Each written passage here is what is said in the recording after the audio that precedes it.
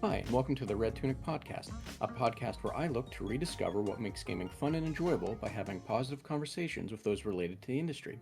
My name is Link, and today I'm joined by Airdorf, creator of retro-inspired horror games, contributor to DreadX, and maker of the upcoming Faith trilogy. Hi, Airdorf. How are you doing today? Hey, doing great. Thanks for having me. Yeah, I'm glad to hear you're doing all right, and I'm happy to have you here. Thank you so much for making the time to have this conversation with me. Yeah, thanks for having me. I always enjoy kind of reaching out to the community and doing podcasts and stuff. Yeah, and hopefully that this is this is an enjoyable experience for you. Um or a good experience. I don't sorry, I kind of bubbled that one up. Um so Airdorf, for those that don't know you or know of you too much, do you mind just giving, telling everyone a little bit about yourself? Yeah, sure. I'm a game developer out of Texas. I run Airdorf Games. I started really getting into serious game development in around 2016, 2017. I released my first major title, Faith. It's a pixelated horror game based on the satanic scare of the 1980s. In October 2017, and since then I've been working on the sequels, and I'm currently working on the final chapter of like the main installments of the game. And I'm gonna bundle it all together and call it the Unholy Trinity, and it should be out hopefully this year on Steam and console, starting with the Nintendo Switch. Other than that, I've I've done a fair amount in the VR space, just on like professional stuff, and I've done quite a bit with like research on like the game studies, game design side.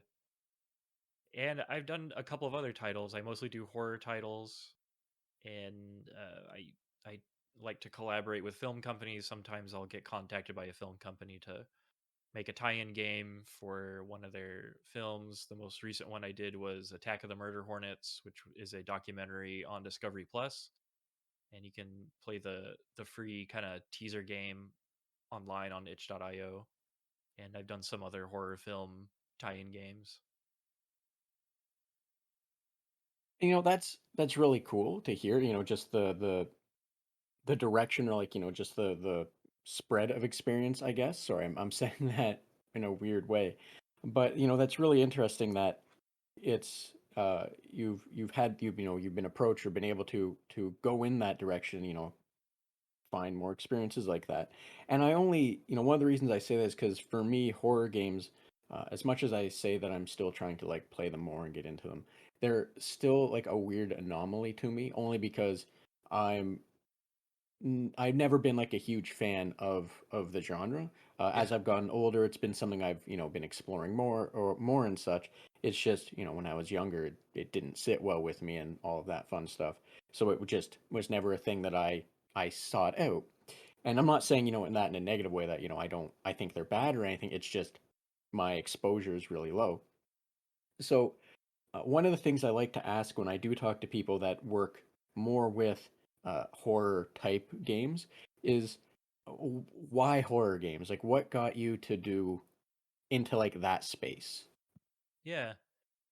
Well, the first game that I ever played that was like my own was Link's Awakening, Legend of Zelda for the original Game Boy. This would have been my sixth or fifth birthday. So 1993, 1994. So right around the time the original game came out. And it remains my favorite video game of all time because it taught me that these games can be like their own little virtual worlds that you can get totally immersed in and absorbed in. Game Boy has a tiny screen, limited resolution, but I was absolutely emotionally invested in that world that was on that cartridge. There's a part of Link's Awakening where you walk into a village that's normally peaceful, but when you enter, these like boys run up to you and they're in a panic, and this like horrible music starts playing, and they explain that one of the villagers got kidnapped. You got to go rescue them. And I remember like 6 or 7 year old me like couldn't handle it. Like it was too much. I was like, wait, so you're telling me that this world that I feel so absorbed in, it can change and like bad things can happen to these characters and like I'm responsible for them? They started sobbing. It was like way too much for my like 6-year-old mind to handle. But that game taught me that, about the emotional power of games. One of the most powerful emotions, I believe, is fear. And I think that's why the horror genre is so compelling to so many people. It's like a safe outlet to experience kind of the darker side of the human brain and human emotions, and in kind of a safe environment. And I got my start with horror games. I think I was in high school. I rented Fatal Frame. It was right around the time like The Grudge and The Ring came out, so the kind of Japanese kind of yokai like trope, the long black haired ghost was popular at the time. And so I got a hold of Fatal Frame and Fatal Frame 2 for the PlayStation 2. Took it over to my girlfriend's house and we spent most of the night playing it. And I don't know, it was definitely cathartic to me. We were kind of paralyzed with how scary that game was. I was thinking about it a lot. So from that time I started kind of looking into the horror genre like Resident Evil and Silent Hill. I was always too afraid to play Silent Hill. And then I had pretty strict parents who wouldn't let me play stuff like that, so I would have to kind of clandestinely play at night, with when lights were off, and or take it over to a friend's house or a girlfriend's house and play. And so it was kind of this like I don't want to say forbidden fruit, but it was kind of this like strange kind of cathartic thing for me. My first forays into game development weren't actually horror related. They were on it was a ROM hack of the original Legend of Zelda called Zelda Classic, and that particular ROM hack has an editor that lets you kind of piece together, with the tile sets for the original game. You can kind of make your own Zelda games, and I started doing that in 7th and 8th grade, I think. So for those of you who aren't familiar with the U.S. school system, I would have been like 11 or 12 when I started making those games. But then in around 2014, 2015, I got this idea for a horror game. And by then I had played a lot of horror games. I'd watched Markiplier for years. Started watching him during his Amnesia, The Dark Descent playthrough days. And followed him all through Man and all the Slenderman clones and Five Nights at Freddy's and all the Five Nights at Freddy's clones. And I felt like I had a pretty grasp on what could scare people and what could get a good reaction on YouTube. And it was right around the time PT came out, 2014, which I consider my favorite horror game. I would say PT, the Silent Hills trailer. Screw you, Konami, for for taking the PlayStation Store. But um, I was thinking about that, thinking about how much I wanted to get into gaming and like games and stuff. I wanted to make a game like PT. I was disappointed that it got canceled, and I was like, man, wouldn't it be cool if like indie developers started like kind of making spiritual successors to PT and making their own Silent Hills? Maybe that's what Kojima kind of was getting at all along, that we would kind of take the rest of us would kind of take up that mantle. I didn't have any graphics know-how for like the Unreal Engine, for example, which at the time was the engine that you used for those kind of cutting edge looking graphics. So I thought to myself, I made like one game maker game. I made like one pixel kind of platformer game when I was in college for like a game design class. And I got a pretty good handle on it. What if I made my own game and it was a horror game, but it took like the opposite approach. It didn't have fancy like realistic kind of high fidelity graphics. What if it like purposefully used kind of Atari level graphics or like MS DOS or like Apple II, that whole generation? So a distinct chunky, clunky 8-bit aesthetic, and turned it into a horror game. Could I scare people with that? And there wasn't a lot of stuff like that at the time. There was a little bit that kind of resembled it. Like when Faith first came out, a lot of people commented that it looked like the interstitial mini games from, I think it was Five Nights at Freddy's 3 or 4 or something, where they really got that kind of Atari look. And there were definitely pixel horror games before Faith, like I'm Scared is a classic one that uses that kind of pixelated early 3D aesthetic. And but I think mine had enough interesting things like the rotoscope cutscenes, which we can talk about later, and the sound design I think was really kind of not groundbreaking, but I think like no one had kind of put all those parts together to form that kind of product, and it kind of resonated. So I have a large kind of ledger of how many games I want to make in my life and game design ideas. And unfortunately, I'll never live long enough to be able to do all of them. But um, well, some of them are non-horror. Most of them are. And I think I've discovered over the course of Faith and Faith Chapter 2, Summer Night, the game that I released for the DreadX collection, and others, that I guess I have a talent for scaring people with my games.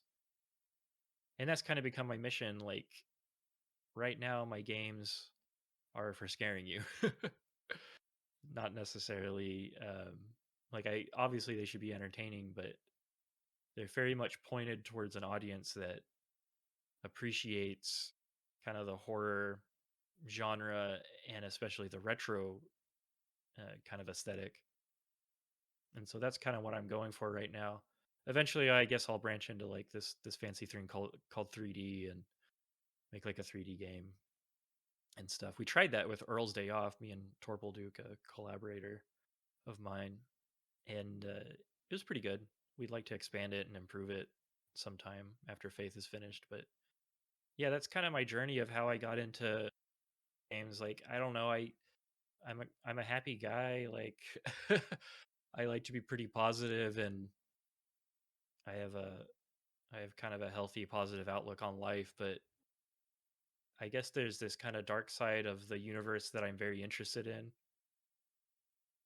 And there's specific things in horror that really scare me. Like I'm really into the supernatural and paranormal, like ghosts and spirits and curses and stuff. I love Japanese horror because it's all about that.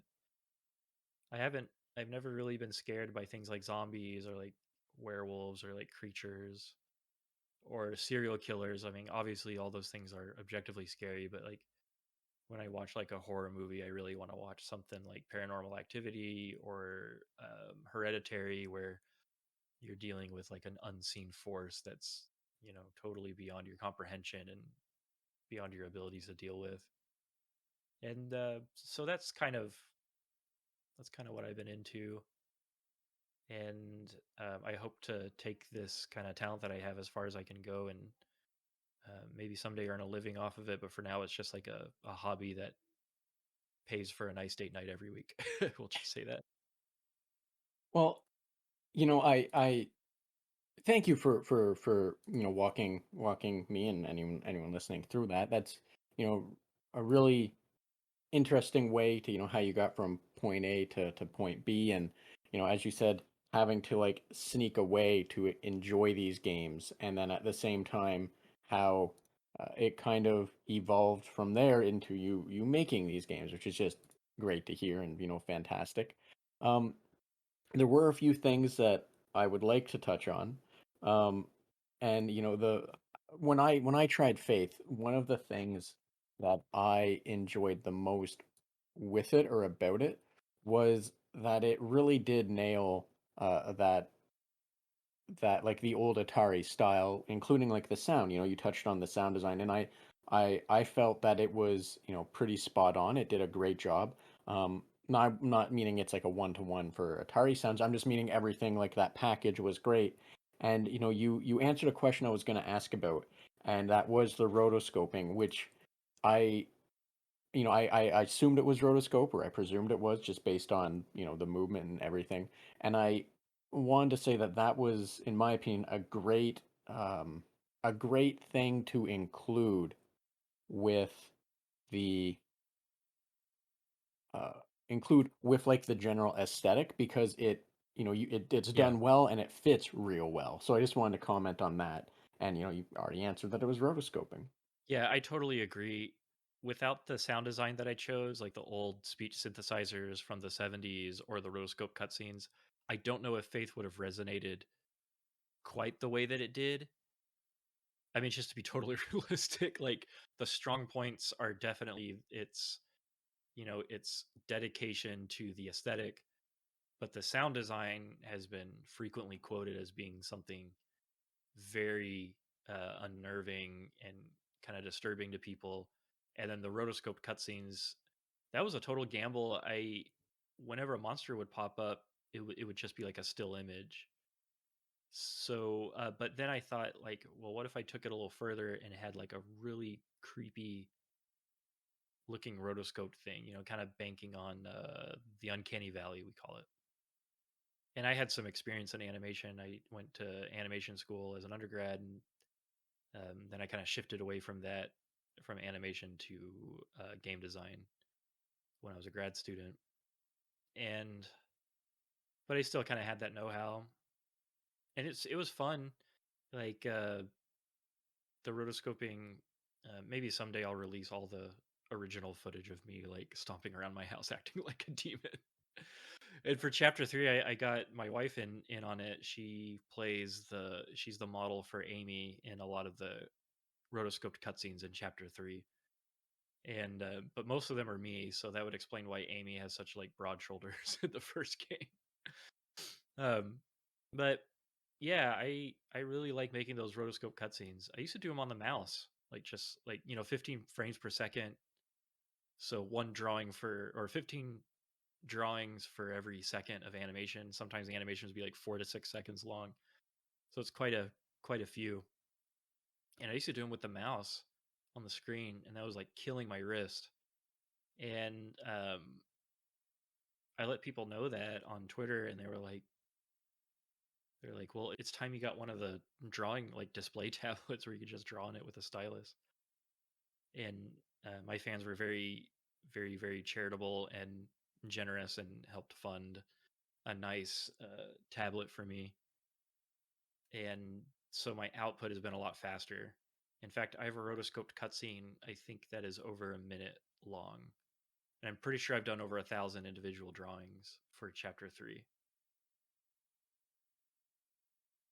Oh wow, that's yeah, that's something. Like I don't I that's sorry, that sounds way too dismissive. I just mean that's, that's a lot of work. That's, Yeah, that big is a deal. serious package and an undertaking. Sorry. I mean, I could totally automate it, I suppose. There's that guy, what's his face? He does a lot of rotoscoped like comedy skits about like RPGs and stuff. Oh yes, I know who you're talking. I don't remember the name, but I know who you're talking about. Yeah, he uses a program that kind of, I think it, I think he draws like one frame and then it tracks onto his motion or something like that. And there's a guy at New Blood who is working on like a shoot 'em up game that's like a mob, or like a mafia style Fallen Aces, I game. believe it is. Yeah, the guy working on Fallen Aces, I think, was using that technology to try to get some of his animation frames. But yeah, I do it a very difficult old school way. It's very handcrafted, and there's a lot of stuff that you can't rotoscope. So there's like blood and gore effects and like freaky things happening with like the demons and stuff. And those I can't rotoscope, so I have to rely on my old animation skills to kind of free draw that frame by frame. So um and fans of the games will see that chapter 3 has so much impressive rotoscoping and animation and cutscenes overall that I've been able to do. I'm really excited to show the full package to fans, but I'm at a point where I'm working on the ending of the game and I can't post anything. I can't post any updates because it would spoil it. And I get really weird about like spoiling things for horror games. For example, I really don't like it when people make a horror game where there's like one monster and they show that monster in the trailer, you know? And it's like, okay, like you just took away half the suspense that I would have had coming into your game.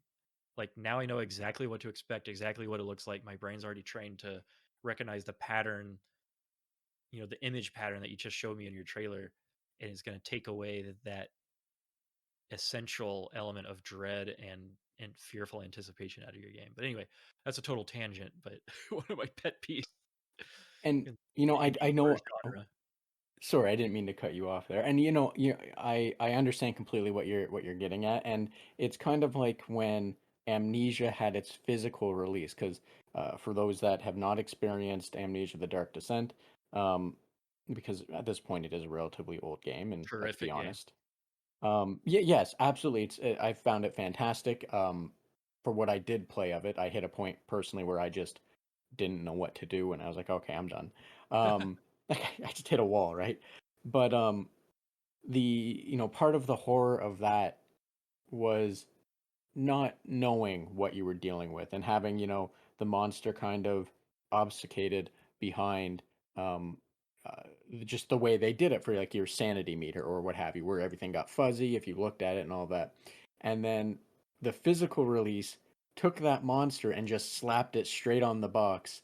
And suddenly you're like, this isn't that scary. This just looks funny almost when you see it without the veneer of all of the mental status effects happening, Yeah, so I get where you're coming from, where you don't want people to just be normalized going into the experience. You want them to be shocked. You want them to experience it for the first time or what have you, and not know what they're going to be seeing or what they're going to be dealing with, right? yeah. And the Faith series has like in my trailers, like there it gives you like glimpses of things. I think the difference is that there's so much variety of what to expect.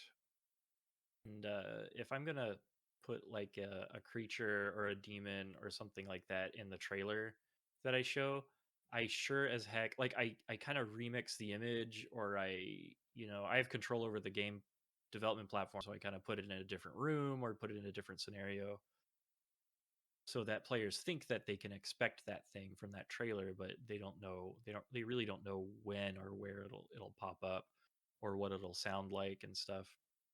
But some of these trailers, now the sole exception was Choo Choo Charles. Did you see that trailer? I am aware of Choo Choo Charles. Yeah, two-star. The kid's a genius. In one 15-second clip, they sold so many people on their concept, and they were bold enough to show Choo Choo Charles, clambering up to you with its spider legs, and then you running away, and then hopping on the train and just blasting away at it with like a mounted machine gun. And then the whole trailer just perfectly describes what the game loop will be like, and all that stuff. And so that was a supremely effective horror game trailer. And the conclusion I've come to is that games that have like iconic like characters, like Choo Choo Charles, Nights at Freddy's. Um, there's one that kind of like Muppet. He's like a blue Muppet with like red lips and sharp teeth. Um, Something like that, or like the lunch lady. Stuff like that, where it kind of revolves over one like very meme worthy character. I think those kind of you sacrifice a little bit of the unknown for something that is so over the top that you can't resist playing it. So I think that's how it works. But and then for example, Five Nights at Freddy's 2, like it totally revealed the animatronics and like their new look and stuff. But in the actual game, you deal with more than them. There's like the puppet and the little boy, the little balloon boy, and Mangle and stuff. And so it kind of throws in some surprises there that are unexpected. But Choo Choo Charles, I would count as like one of the like one of the came out of nowhere strokes of genius in the horror game community. And I wish nothing but success to that guy. And people should play his other games. My Beautiful Paper Smile was a game that they made, and it's got this really cool art style where everything looks like a kind of a cutout out of paper. So I would recommend that one. But yeah, I'm really excited about that game, and just like props to them for making such a killer trailer that instantly hooked a lot of people and frankly went viral. Yeah, definitely. And I agree completely that, that from what I've seen in the trailer, I'm hooked. I think a lot of people are kind of like you said. It went viral, and it just it did a very good job at showing you the loop, but at the same time saying, "Oh, by the way, you're going to be dealing with this absurd spider monster train thing. Good luck, have fun, you know." And that you at that point you know this menacing thing's going to be there, and that doesn't, in my opinion, in this case, it's not going to detract from the experience because it's a giant horrifying menace thing. Yeah. Um, but yeah, I agree completely, and I'm looking forward to that as well. Now, Airdorf, you touched on how you got into game developing. I didn't, I, I'm not I'm happy you answered how you did because you covered it when you were talking about why horror, which is saved me having to ask the question. You were ahead of me. But based on the experiences that you had getting into game dev and what have you, is there any advice you could give to those looking to get into the industry? Yeah, well, my situation's kind of different from like the lone indie developer who like quits their job and like bets it all on their indie title. I really don't have that kind of confidence even in Faith. So I do what I think some people do is I do indie dev on the side and I retain my day job and I have other commitments. I have a family and other things, and so I can't really relate to like the indie dev who's like, okay, I'm going to make a game and that's what I'm going to live off of, like do or die kind of stuff. I don't know if there's a lot of people that do that these days, you know, with the allure of like the one person team who goes off to make like a huge hit, you know, like Super Meat Boy or Fez or Five Nights at Freddy's, Undertale being the biggest one, I think. And they all collaborated with people, but I call them like one person teams for the bulk of development, I guess. So my advice would be enter cautiously, but enter this world cautiously. Keep a foot in the real world where you have a job and other responsibilities, but just make the time to start, I guess. There's a lot of people who email me and message me and are like, "Hey, what game engine do you use? I want to make games like you." Or, uh, what do you use to make the asset? What do you use to make this? And I answer them, but what I really want to answer them is like, you could make a game on PowerPoint. You could make a game coding your own engine on in C++. You can make a game in Unity. You can make Faith in any of those platforms. The platform is not what enables me to make compelling games. It's my experience, and it's from years of trying and iterating and failing and picking myself up and struggling and sweating and bleeding, all that stuff to make it happen. There were times when I was getting up at like 5 o'clock in the morning to work on Faith before I had class, and then I would work on Faith till like 11 at night, go to bed, start the whole thing over again. And there were times when I had the whole summer just to work on Faith. And there were times when I had very little time to work on it, and it was very depressing not being able to make significant progress on my product. But you just got to put in the time. Like, there's so many distractions. You want to keep up with the latest TV show that everyone's talking about. You want to play other games. If you want to do this, like, you shouldn't be shelling out $60 every month for like the latest game. You need that for food and stuff so that you can kind of survive while you do this. That's just my opinion. But starting and just putting something out, and there's still debate on how to actually go about doing this, especially if you want to go into the industry, not just be like a solo dev who like sells a product online.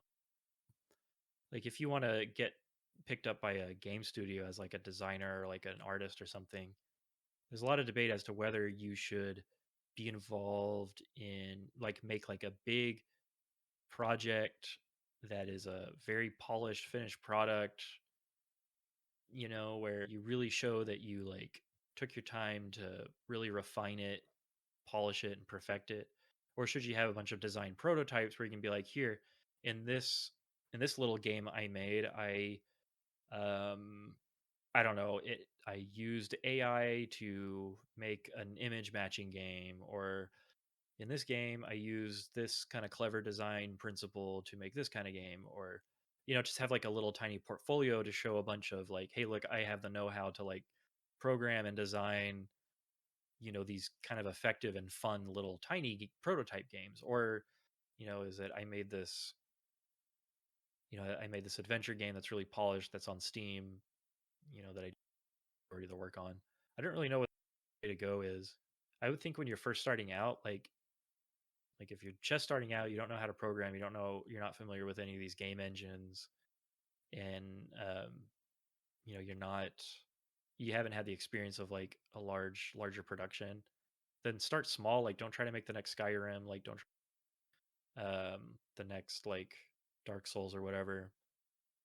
Make you can make like a prototype game that explores the user experience of Skyrim or Dark Souls or something like that, but don't waste time trying to do the whole thing. Like just put something out and then advertise it, like get a Twitter, get a TikTok or whatever, and start showing people, go on forums, go on, Facebook groups, and show them that and get feedback.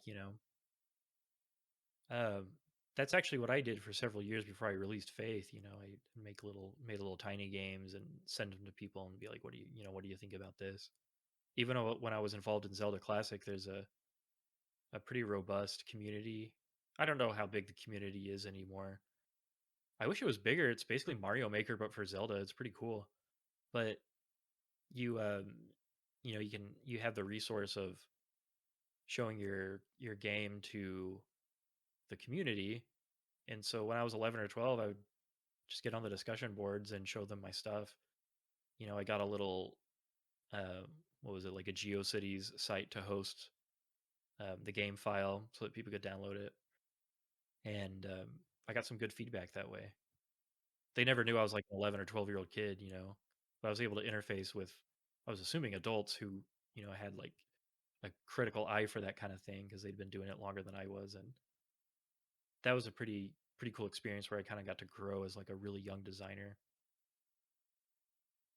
And thank you for sharing that. And that's all. That's great to hear.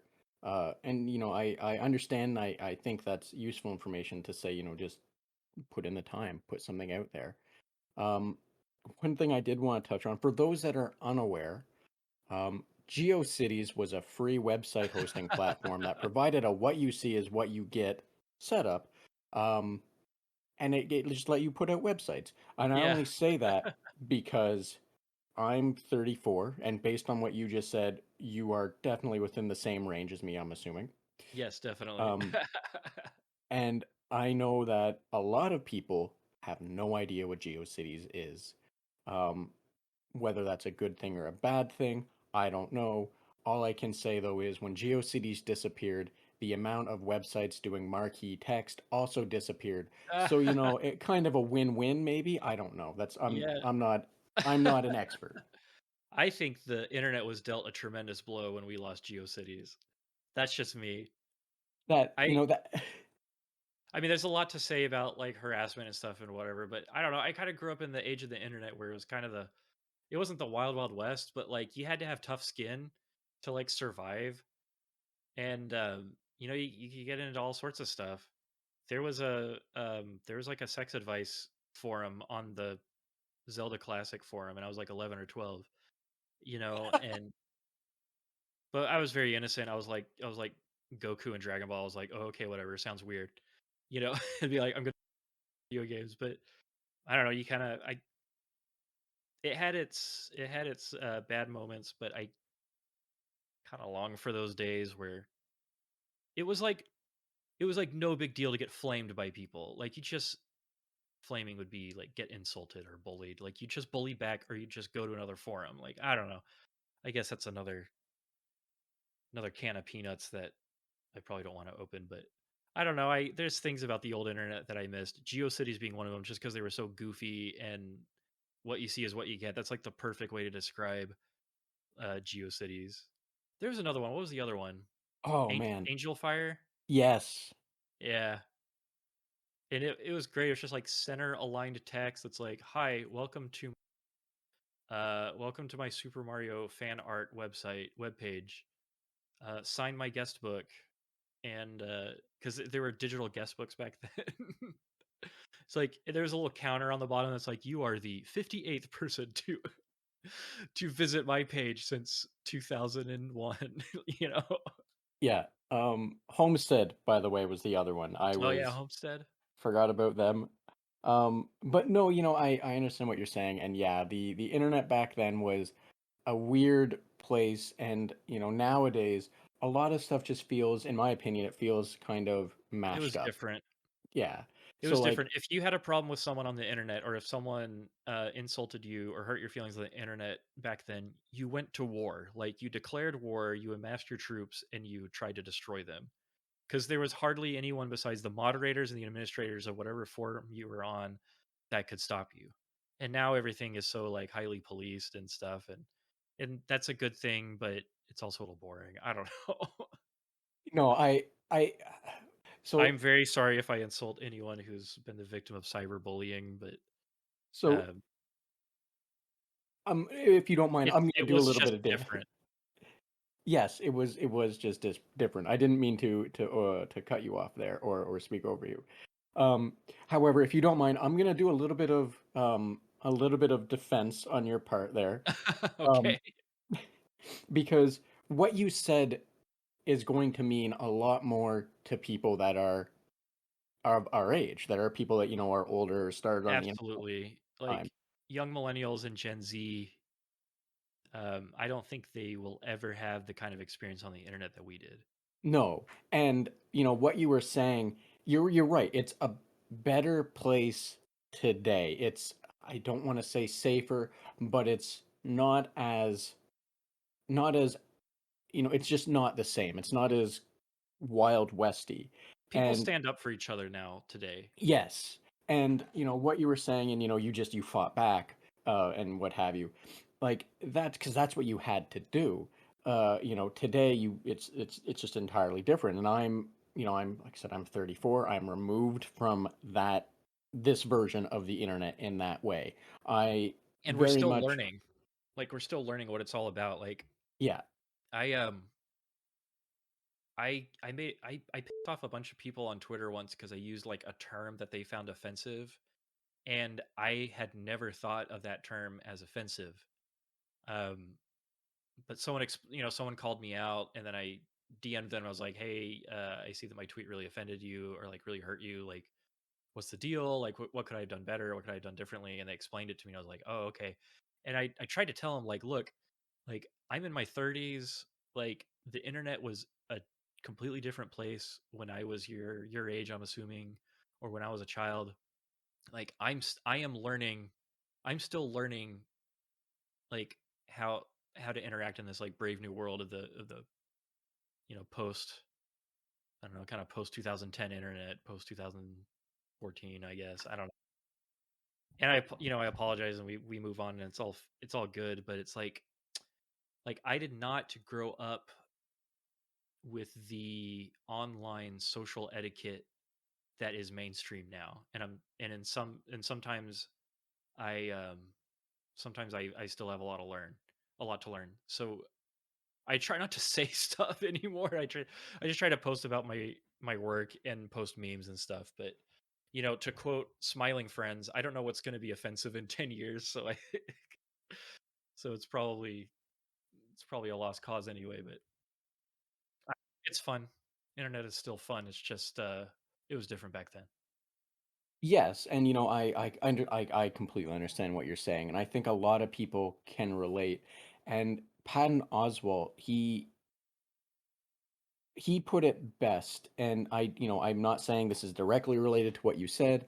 um I'm just like, on a broad scope, what he said can be applied, I think. And it was basically, one of his jokes was not to confuse people that use the right language as being allies. And I say that in the sense of, and his was it was, the standard caricature of, of someone that's just, is from the I don't want to use I don't want to unintentionally insult anyone, but it was like, speaking of someone that was just like a hick or what have you, using words that are not right, but they are saying supportive things in comparison to someone that uses all of the right words, but at the end of everything they say, you realize, oh no, they just said a bunch of insulting stuff, but they just dressed it behind all the right things to say, like using the right words, so you think they're on your side.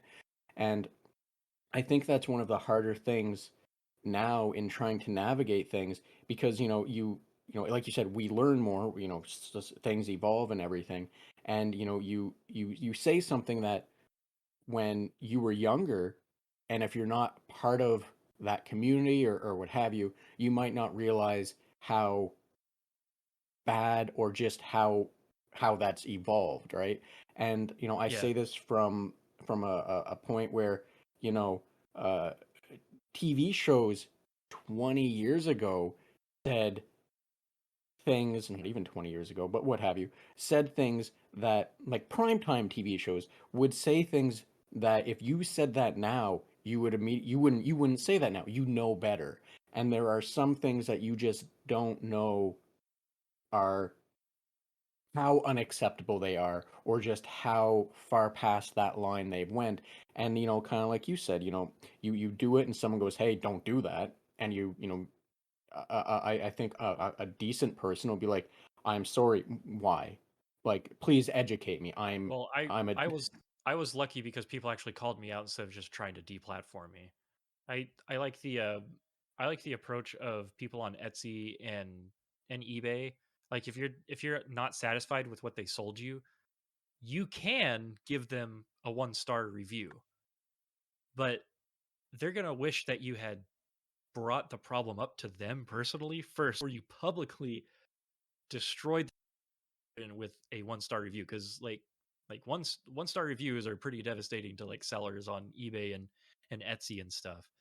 And almost every time that I was, you know, that I jumped the gun and just for the for the bad review, I would instantly get a message be like, "Hey man, what the heck? Like you could have we could have fixed this like personally if you just contacted me. It's just instead of giving me a irreversible bad review, bad rating on this website." So sometimes I wish, I'm a firm believer in giving people grace and giving people second chances and forgiving and stuff. Um, I don't I don't think every mistake that someone makes online is an indication of like internalized hatred towards a certain group. I think sometimes they're just old boomers like us um that aren't like 100% like caught up to speed with like the social norms. Like we want to learn them, we want to get along with everyone. It's just that we don't know them. We were not brought up knowing them, and it does wonders to like call someone out, and then like you said, hopefully they're like cool enough to be like, "Hey, I see that what I said like really hurt, like appears to have hurt you, like really made you angry, really offended you. Like what exactly did I say that was so offensive and how do I make this right?" Once you exactly. once you humanize the other person and realize that they're not perfect and that they deserve a second chance, like, oh man, it just does wonders. Instead of going straight to the "you're dead to me, I hope your computer explodes." Um someone once said like, "You're a horrible person, I hope your computer explodes and you lose all your game files." Like it's like, "Oh, okay." Let's talk about this. Like they don't want to, they're just angry, and they have the right to be, but sometimes. But uh I don't know, I don't know how we got off on this tangent of um like new social norms on the internet. But It, like, I don't know, we're doing our best. Like, yes, I gotta you know some I slack, especially us older people. Like, people assume that we spend every minute of the day learning what is like offensive today or like what is considered like something that you're not supposed to say. I don't know. No, I know exactly where you're coming from. I know where you're going, and I can, as someone that personally tries to focus on personal growth, I commend you for reaching out, to say, hey, can you help me, educate me? And I think that's something that, more people should do. And some things are, regardless, are unforgivable. However, some things, are just, like you said, old boomer people, or just old people that you don't know, and you're trying your best, and a little bit of empathy and helping hands can get you into the space where you don't unintentionally offend someone, or what have you. Now, because I don't, I'm not an expert on any of this, and I would like to very gracefully steer us kind of away from that to an area that I think both of us are probably a little safer to talk about, if you're okay with that. Um, Now, you did already, you did, kind of already answer one of my questions of your favorite game as a child being Link's Awakening. Mm. Can you talk to a little more about why that was your favorite game as a child? I think it was because it was my first one, and it was such a challenge to beat for like my 6 year old brain. Like don't hand a 6 year old kid who's never played video games before a Legend of Zelda game. Like they're a little too dense. But I eventually got the hang of it, and I think when I was 12, I finally beat it. So 6 long years of playing this game, like on and off, like trying to figure out how to beat it. And with a little help from the internet, I actually I don't think I used the internet to figure it out. I think a friend of mine gave me a hint on how to get past a certain part that was like that like stopped me for like years. And I did it, and it was a huge accomplishment, and the story was very touching. Like it was just this big emotional experience of like going on this epic adventure, putting to right a world that has been broken and and corrupted, and the heartache of losing, like for any like spoiler alert, but the island that you land on in Link's Awakening is an illusion, like it's a dream world. You wake up from the dream, and so the island disappears. So that realization was like a lot for me to of kind of emotional, because I played it for so long that the characters were like my friends. I knew them, I knew what they would say, and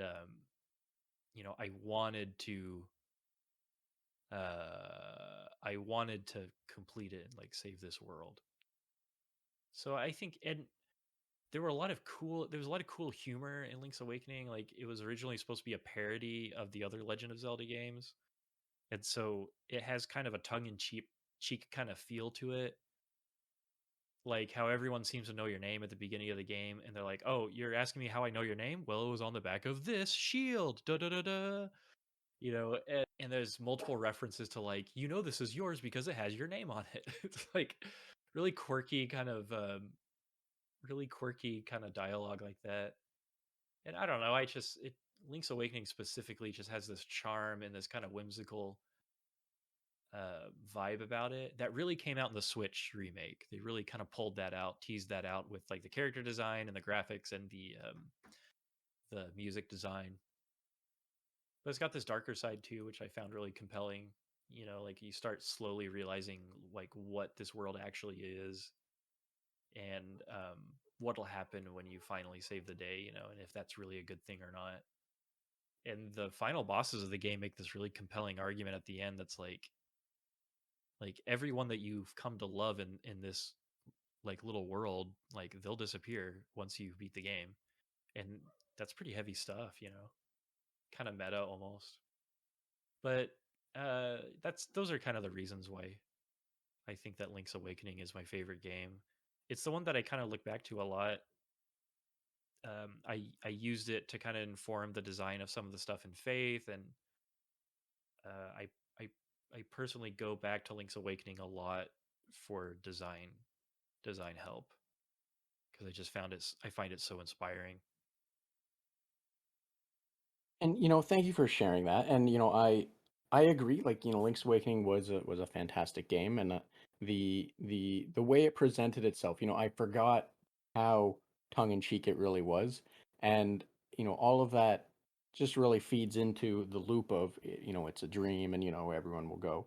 And you're absolutely correct that that game is a much darker game than I think people would give it credit for, just in this, just in the straight up and down of, as you said, when you beat it, even though it's a dream, the dream dies. Um, I can also speak to, how it might not be the best game, the best first Zelda game for someone that doesn't really play video games. I my first experience with it was at a babysitter's. A friend, another child, a friend at the sitter's, he brought his Game Boy and he had Link's Awakening, and I had already like played Link to the Past, the original Zelda, what have you, what have you. Yeah. And for me, what you could do or what you should do is natural, right? It just I know what I'm doing. And he couldn't get past the beginning. He didn't know that when you're equipping the shield and pushing whatever you have to equip You to. can push the sea urchins away. Exactly. So he watches me get up to the sword in just complete awe and amazement. And as like however old I was, he was a year or so younger than me. Looking at me like just looking at him, going like, "Well, how did you not get this? Like, what's wrong with you, right?" And now I completely understand. As an adult, as I got older, I learned, yeah, that's, uh, you know, people don't always click the same way you do. But it just, I can understand that, the way it presented a lot of itself, um, might not have been the best first jump into the Zelda verse. Yeah, I don't know if a lot of people realize we didn't have like internet strategy guides or anything back then. So like 6-year-old kids and their parents didn't care, you know. 6-year-old kids had to like ask bigger kids who played the game or other kids who play the game, like, hey, how did you get past this part? For me, the part that blocked my progress forever was the part in Bottle Grotto where you have to grab a pot and weigh down a platform so that it was heavy enough to kind of lurch slowly down. If you don't grab a pot, you're not heavy enough and it won't go down. And I just couldn't figure that out, even though they were right there on the screen. Like, pick this up. Um, Took me years to figure that out. When I figured it out, I was like, oh my gosh! I think I was on a road trip with my parents. Like, I couldn't handle it. I was like, total catharsis, like a eureka moment. And I think Eagle's Tower was really challenging, and that took a while to figure out, to the point where I beat level 8, level 7, I think. And because I think all you need to get to level 7 is the mirror shield, and I already had that. But or to get to level 8 was the mirror shield. But like stuff like that, and there was like no way to look up walkthroughs on YouTube or anything. And a lot of games back then were like, okay, you started the game, like you're on your own, have fun. And if you're like a 6-year-old who has no idea like the conventions of like a traditional, like a game experience, you're like, what do I do?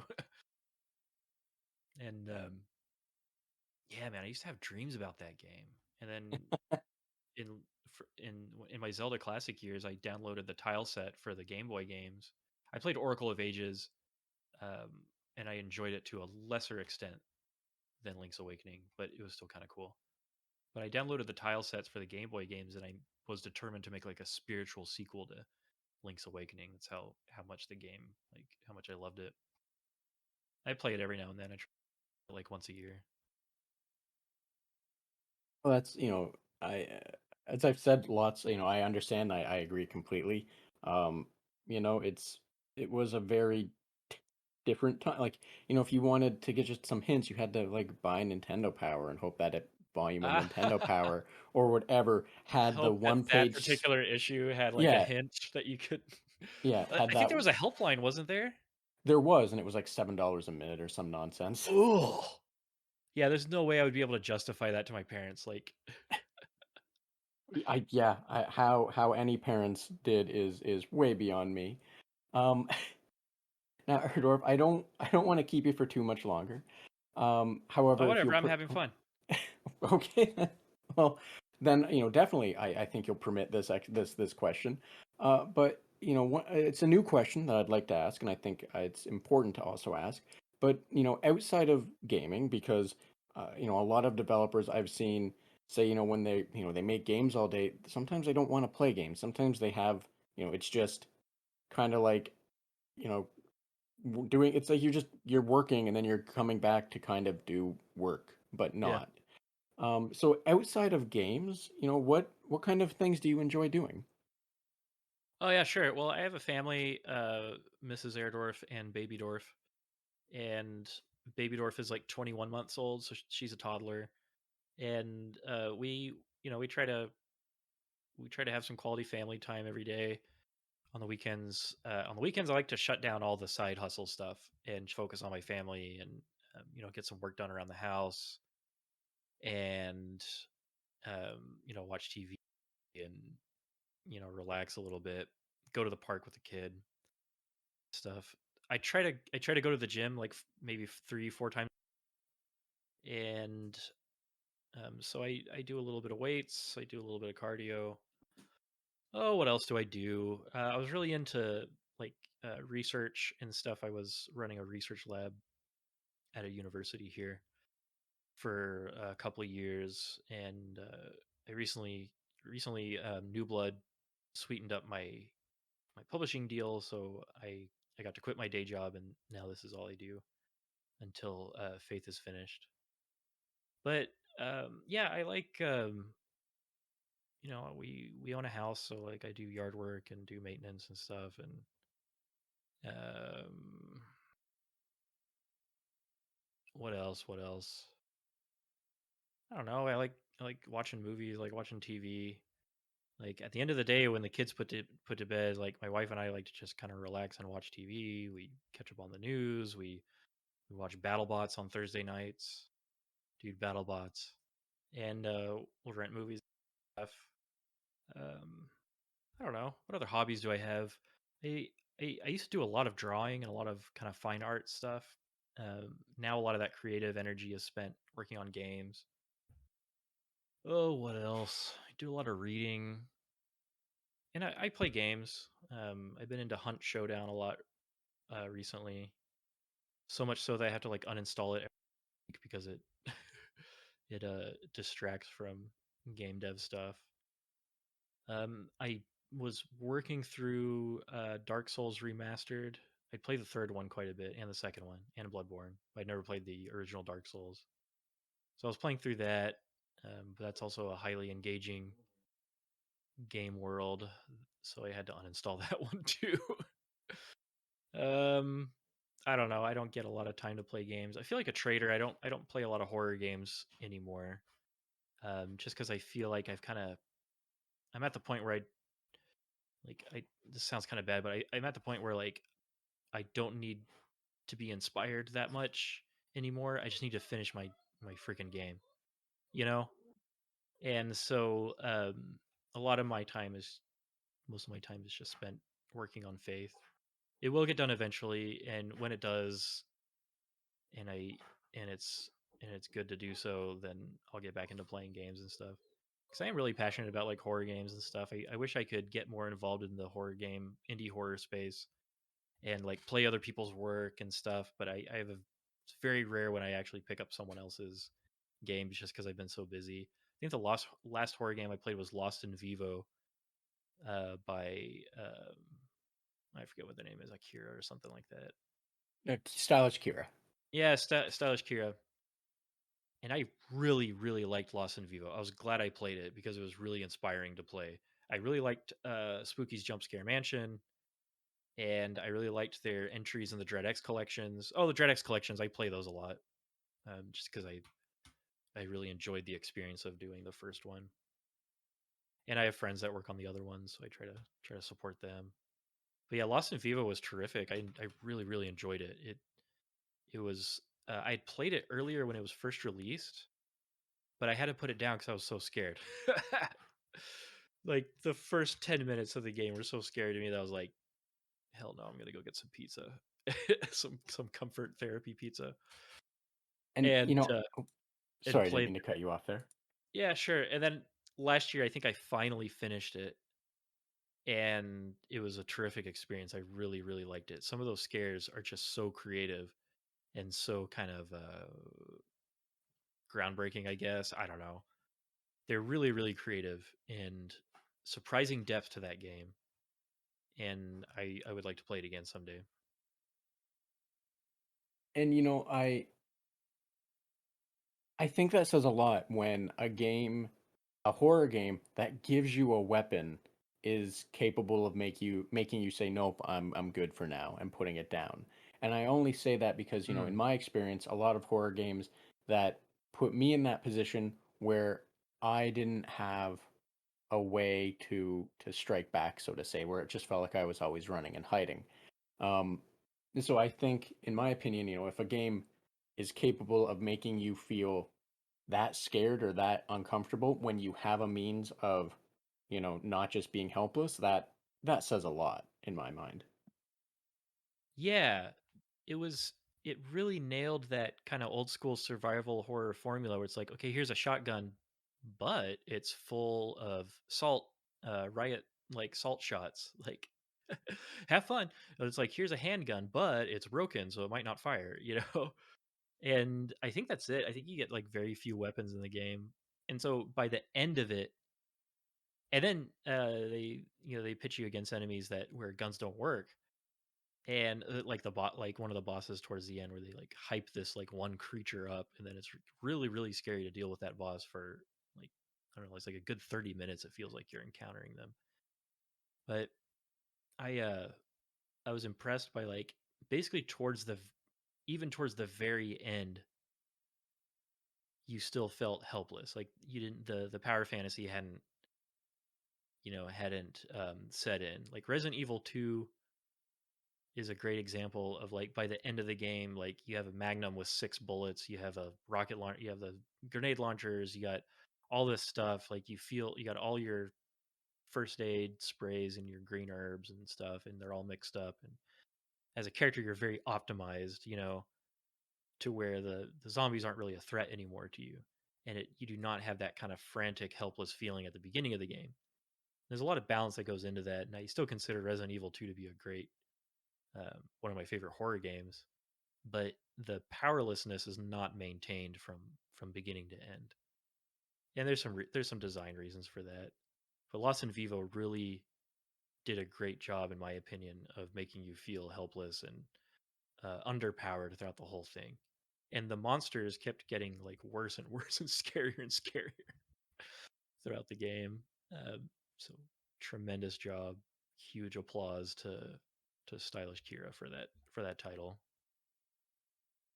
Yeah, definitely. I think that's probably one of the highest praises you can say is that it doesn't plateau. It keeps delivering and delivering and delivering. Hmm. Um, the power fantasy, for example, um, when I played the newer Prey game, I don't know, the Prey 20 whatever. Um, that was one of my complaints with it is that, and by all means, or I shouldn't say, you know, for all intents and purposes, well, I was just cranking down on the, give me more magic, or the equivalency of it. I forget what it was called. Yeah, sure. Jamming needles in my eye. Um, for those that love that imagery.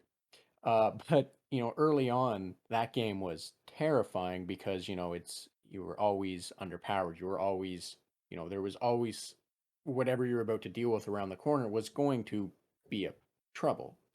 And then by the end of the game, for me, it was anything and everything was just okay. You know, I'll just you're done. I don't have to worry about you. I don't have to worry about any of that. So I definitely understand the the the plateauing or the what have you. Yeah, But they it a lot of game designers talk about like flow where the player's skill and abilities are supposed to match the rising difficulty of the gameplay. I experienced the same thing with System Shock 2. Like System Shock 2 is very scary as an immersive simulator in the beginning of the game, but towards the end, if you play your cards right, you can get very overpowered, and the final boss and the final areas are just like nothing.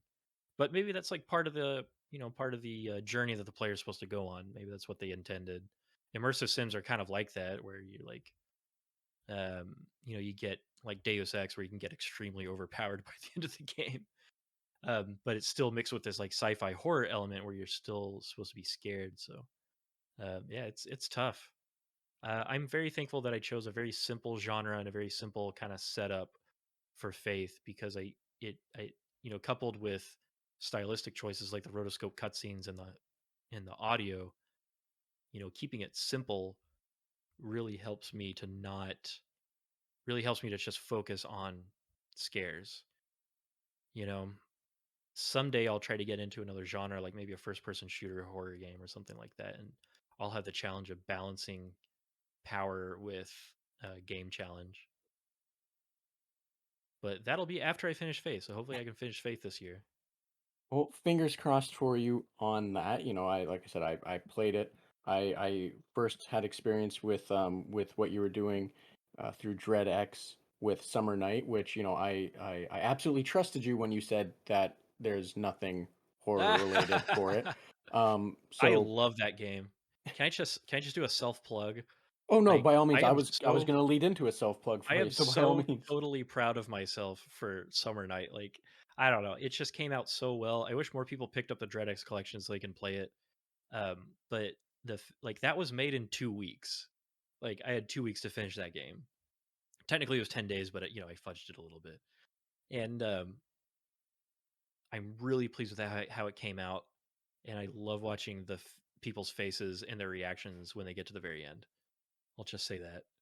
So if you haven't played it, definitely get the Dreadix collection and support like pandemic era indie horror devs, and play Summer Night. I'm very very proud of it. And definitely you should be. I enjoyed it. I thought it was fantastic. And like I said, I made the mistake of trusting you. If you put out a similar warning for Faith, I've already played the demo to Faith or what have you. So I won't make the mistake of trusting you ever again when you say this game is not going to scare you. But, I thought it was great. I really enjoyed it. Up until the point where I realized you lied to me, and then I felt hurt and terrified. Um, but yeah, no, with Faith coming out, I hope it does well for you. I played it, I enjoyed it. Um, or the demo, sorry, I shouldn't say that. It makes it sound like I played the whole thing. But now, Airdorf, as I said before, I don't want to take up too much more of your time.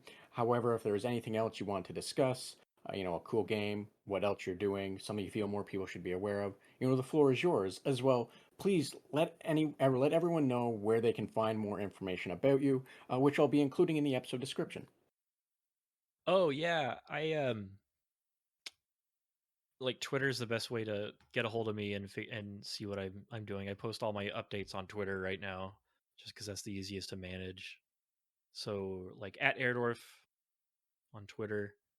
Every now and then I'll post an update on the Steam page for the Unholy Trinity, and every once in a while on my YouTube channel. But Twitter is the best way to get a hold of me. It's the best way to like don't go to the Facebook page. I hate Facebook, and I wish that I could take my page down. I suppose I will. I don't know. But yeah, Twitter's the best way to get a hold of me. You can always email me at airdorf@gmail.com. Hearing from people and answering questions and stuff like that. Like I love the ability to reach out and interact uh, with fellow horror fans and people who play my games and enjoy them. If you don't enjoy them, you can still message me.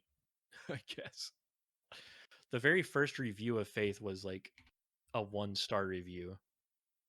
They didn't like it. They didn't like how slow John moved, and they didn't like how hard the final boss was, and so they equated that with bad game design. And I'm glad I didn't let that discourage me, because I think the same week the creator of Super Meat Boy like tweeted about Faith or something like that. I was like, ooh, okay, we're back on track, you know.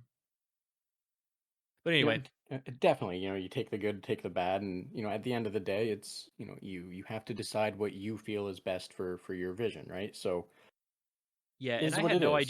I had no idea that Faith would get as big as it did. Not that it's like super big, but I had no idea that so many people would enjoy Faith by the end of the the dev cycle for like the first game. So I just put it out there. I didn't even have any kind of marketing. I had like a trailer, I think, and that's it. I didn't even have a Twitter, so when people tweeted about it, it's because they found it online. and I had no idea. I still can't really wrap my head around it, or like accept that faith is like a big deal. It's like a medium deal, I guess. I'll give it that. Hopefully it'll Well, be a big deal when it finally releases and kind of enters into the public eye, like in its complete form. yes, fingers crossed for you because, like I said, I've enjoyed what I've played of what you've done previously or currently, and I hope for the best for you. I hope that it gets the recognition and something that more people can enjoy and realize that it's something that might be up their alley. It's something that they can enjoy, right? Yeah, I'm really impressed with how Chapter 3 is coming out. QA testing has been going on for a while on like different portions of it, and so we're really narrowing down. I really think that this year it'll come out, hopefully. Well, like I said, fingers crossed for you. I hope, hopefully just so that way more people can experience the full package and not just, the QA testers or yourself or what have you. Yeah. Well, thank you so much for having me. Yeah, no worries. Again, thank you so much for agreeing and giving me the time for this. And definitely if there isn't anything else you want to make sure people are aware of, I will let you get on with your day. Okay. Thanks again, Airdorf, for making time to have this conversation with me, and thank you for joining us on the Red Tunic podcast, as well as a special thanks to Ronald Jenkins for the use of music from the title track from Rose Deep. And if you like this podcast and want to support it and help it grow, please subscribe or follow me on Twitter at Red Tunic Podcast to receive the latest episodes and news, and be sure to share with those you think might also enjoy it. Thanks, and until next time.